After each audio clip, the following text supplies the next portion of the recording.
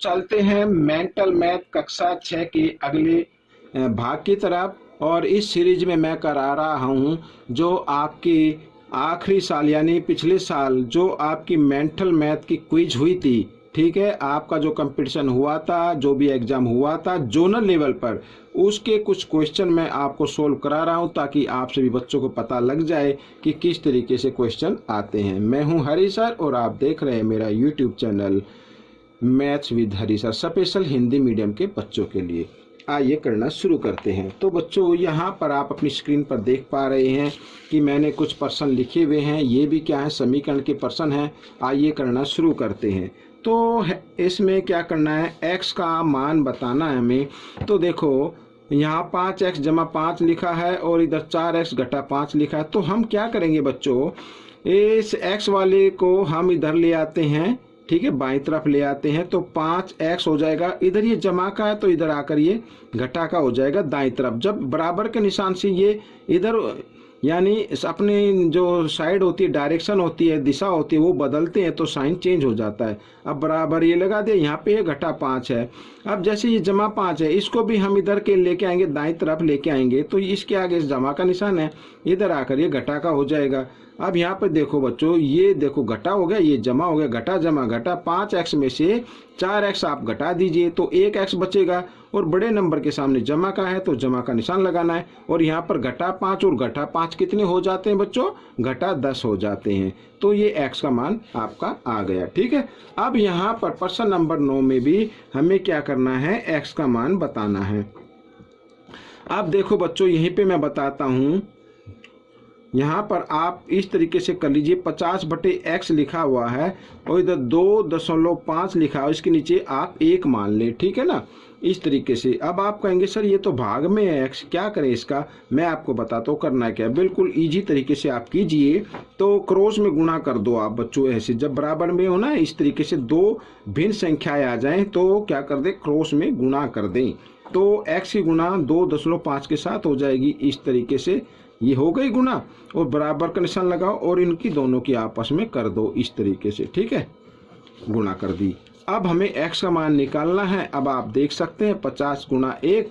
अब x के साथ 2.5 गुणा की फॉर्म में है, गुणा के रूप में है, इधर आकर वो भाग के रूप में आ जाएगा इस तरीके से।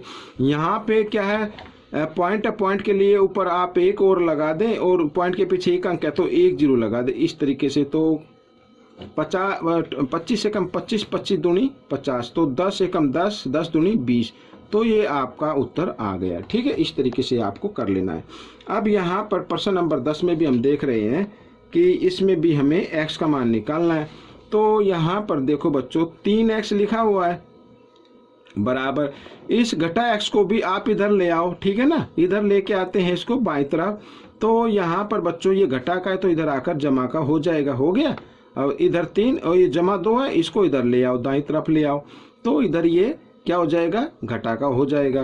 तो 3x और 1x कितना हो गया, 4x हो गया बराबर। यहाँ पर ये घटा ये जमा, 3 में से 2 घटा देंगे, 1 आ जाएगा, ठीक है। इधर मैं कर लेता हूँ इसको।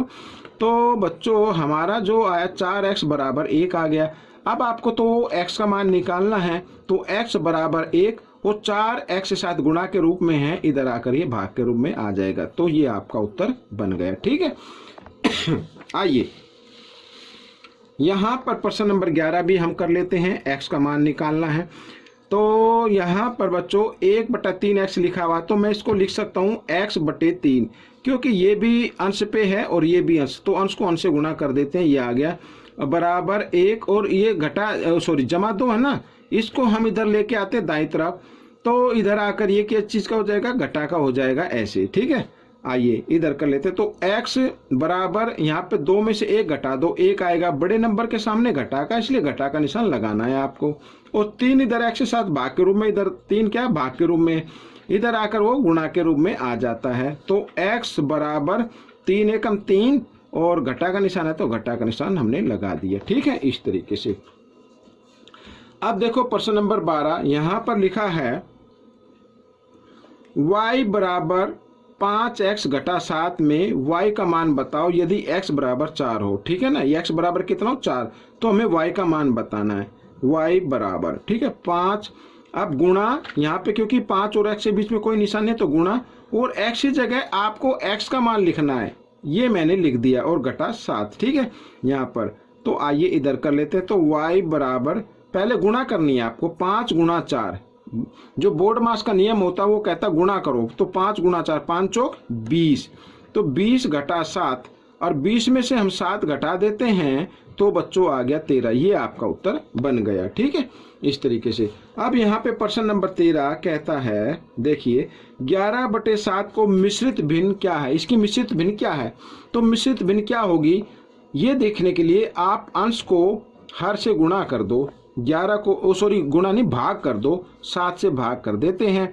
7 एकम 7 यहाँ पर, और यहाँ पे बच गया 4। ठीक है तो यहाँ पर ये जो आई ये तो पूर्ण संख्या आ गई, और ये जो 4 शेष है ना इसको बनाना है अंश, और 11 को बनाना है 7 को बनाना है हर। यहाँ पर ये इसका हमने कर दिया, ये तो पूर्ण संख्या में आएगा, ये अंश आएगा, और 7 हर आ जाएगा। ये आपका उत्तर बन गया। ठीक है अब बच्चों यहाँ पर लिखा है 2 मिनट का कौन सी भिन्न 50 सेकंड है, 2 मिनट की।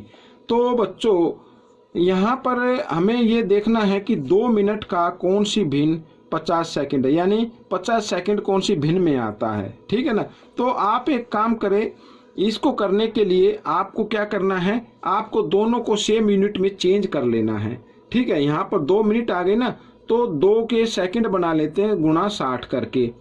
ठीक है अब कितनी मिनट हो गई, 120 मिनट हो गई बच्चों यहाँ पर। ठीक 120 सेकंड हो गई, सेकंड बना ली ना हमने, हाँ मिनट तो पहले थी, तो सेकंड हो गई। तो 120 में से 50 कौन सी भिन्न आती है। तो 120 को आपको लिखना नीचे और 50 को लिखना है ऊपर, और 0 से 0 काट देना है। तो यहाँ पर 5/12 ये भिन्न आ जाएगी बच्चों। ठीक है कौन सी भिन्न है, 5/12। तो बच्चों ये भाग भी आपका हो गया है। आपको ये प्रश्न कैसा लगा मुझे जरूर बताएं, और इसमें से सीखकर दूसरों को जरूर सिखाएं।